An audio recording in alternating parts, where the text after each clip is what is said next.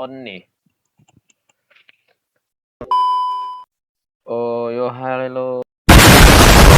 Welcome back teman-teman. Kembali lagi bersama saya Agung Anggita Masaruksuk dari Unika Santo Thomas Medan. Ya, pada pertemuan sebelumnya, pertemuan keempat kita telah membahas 3 filter. Filter Gaussian, filter apa lagi? Apa lagi tadi lupa saya. Median dan bilateral. Nah, pada pertemuan kali ini, pertemuan kelima, kita akan membahas fungsi dan deret Fibonacci. Fibonacci terdengar sangat asing ya. Nah, apa sih itu fungsi? Apa sih itu Fibonacci? Sama, saya tidak tahu.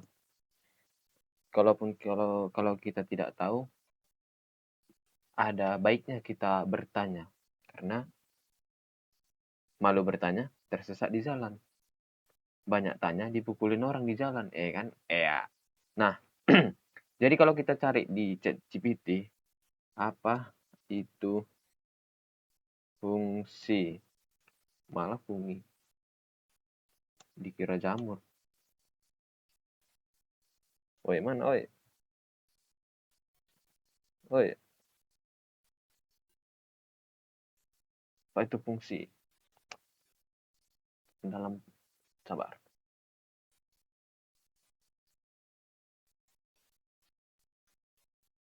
Sekalian dia mengetik ya, untuk kita bahas sedikit.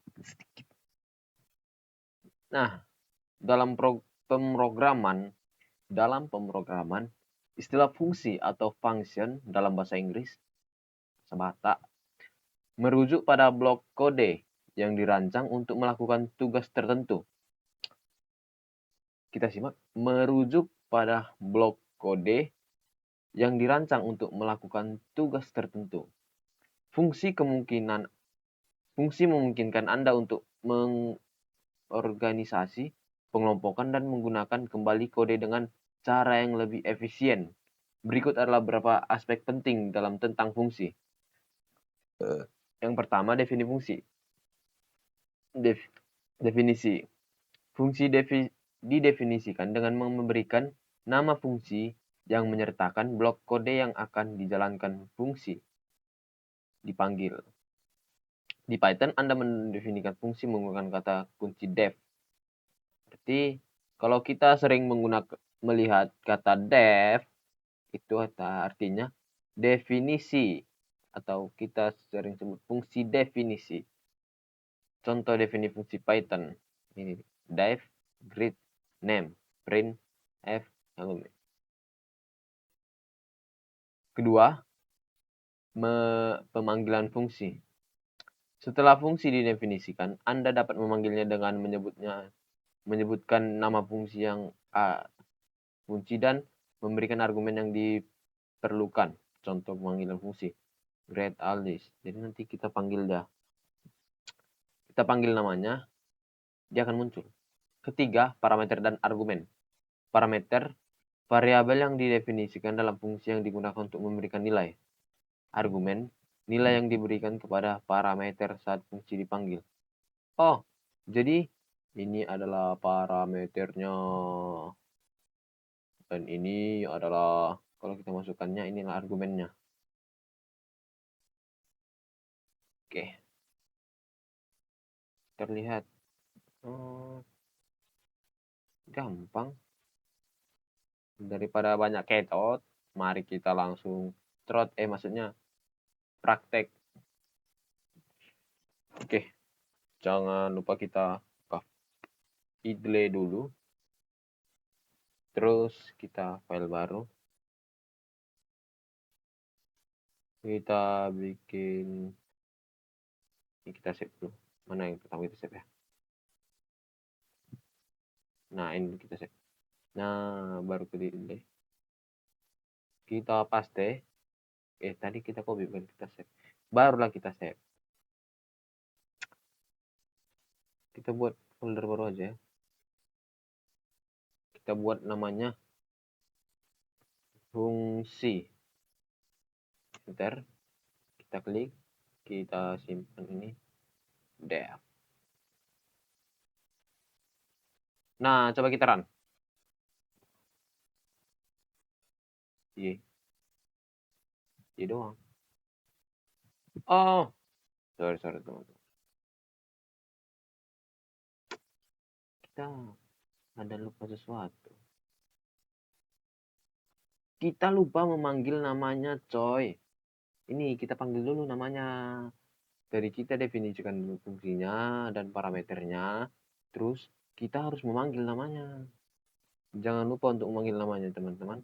Kalaupun teman kalian punya nama bapak, ya dipanggil saja. Karena nama gunanya dipanggil. Nah, kita save. Coba kita run. Ya. Yeah. Nah, hello Alice. Seharusnya bukan Alice.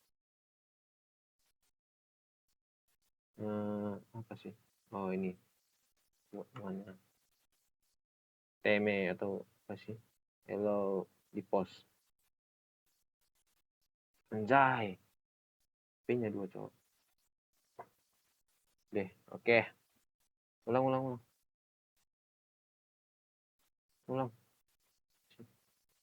Nah, langsung kita run. Oke. Hello di post. Ini contoh pemanggilan fungsi ya, teman-teman. Pertama, kita buat dulu adalah fungsinya. Ini fungsi pemanggilannya. Ini parameternya. Dan ini adalah apa ya? Komen atau apa tadi yang dibilang si ChatGPT?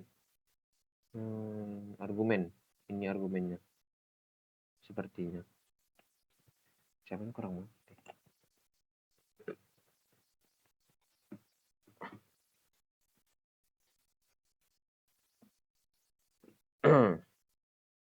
Kita cari contoh atau codingan lain ChatGPT dengan cara mengetik seperti menggunakan apa sih?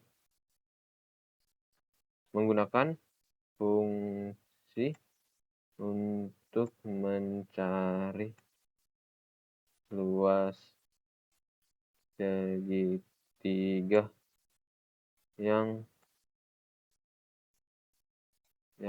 diinginkan.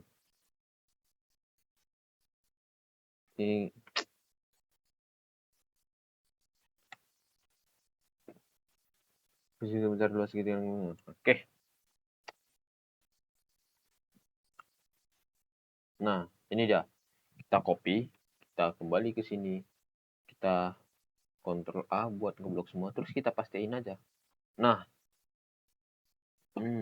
salah. Nah, coba kita save. Terus kita run. Luas segitiga. Nah, ini memang termasuk fungsi ya, teman-teman. Cuman yang saya tidak mau itu seperti ini. Harusnya kan kita memasukkan ini mereka yang menentukan.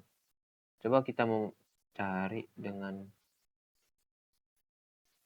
kita ketik dengan memasukkan sendiri nilai segitiga.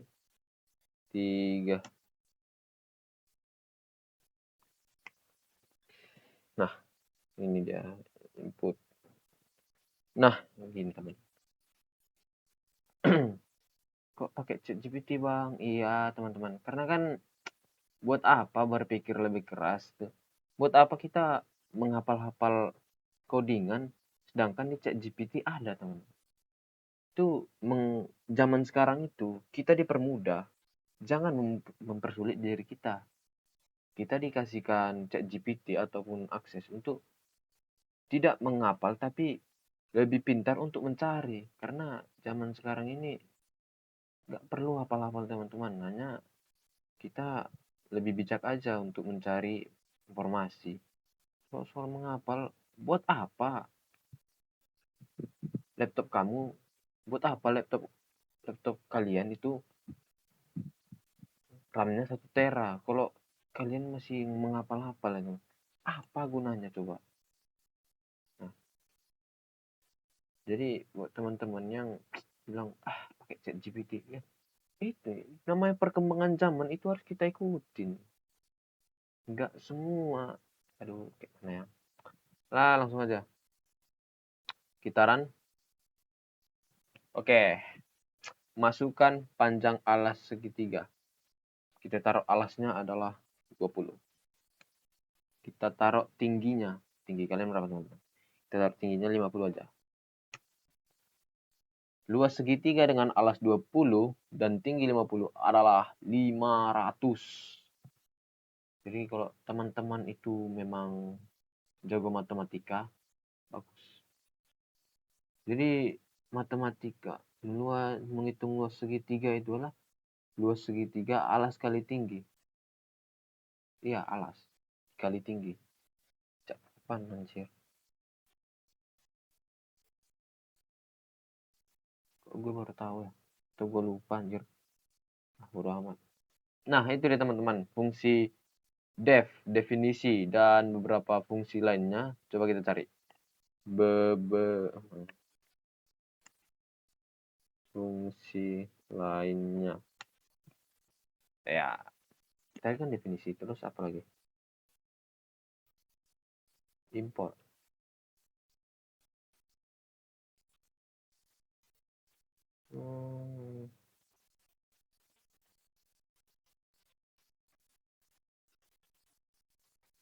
Jumlah list 1, 2, 3.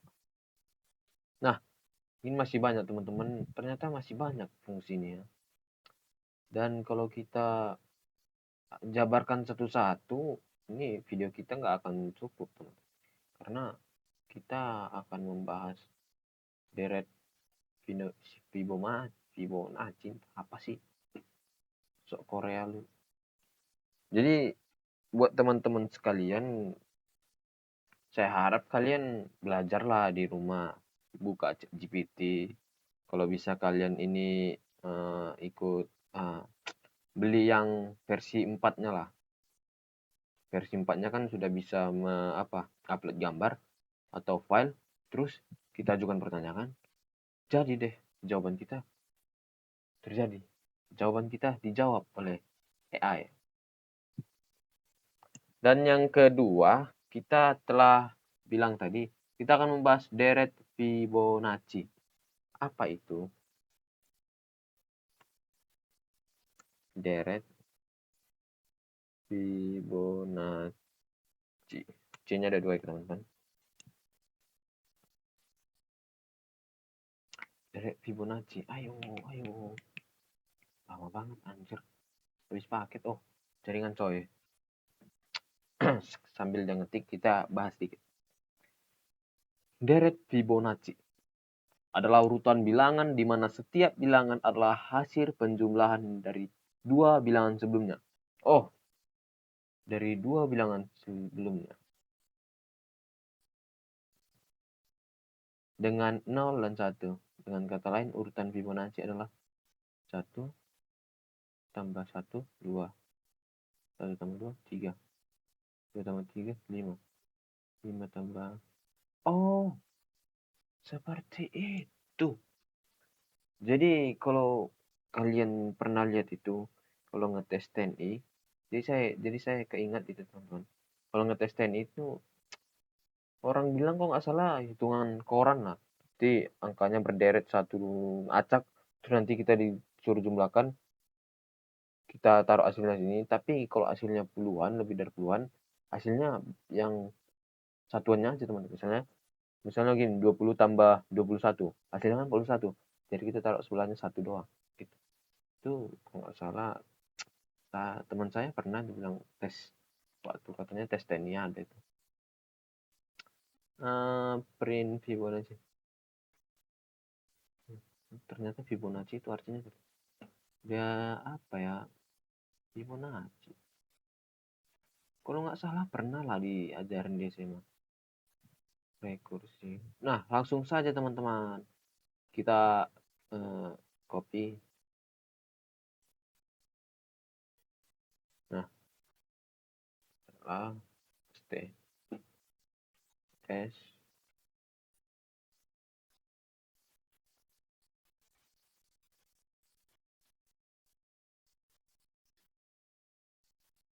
Kenapa hasilnya 55?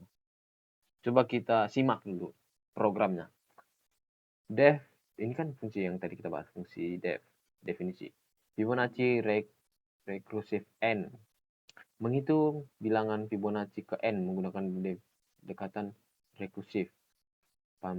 Parameters n, int, posisi dalam data Fibonacci. Returns, int bilangan. If n lebih kecil sama dengan 0, return 0. That is n 1. Turun 1 else return Fibonacci n kurang 1 tambah Fibonacci rekursif n tambah kurang 2. Print Fibonacci output 55.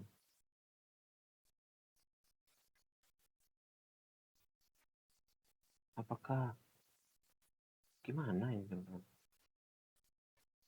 Saya kurang mengerti. Coba kita masukkan, kita cari dengan memasukkan angka, kemudian masukkan sendiri diri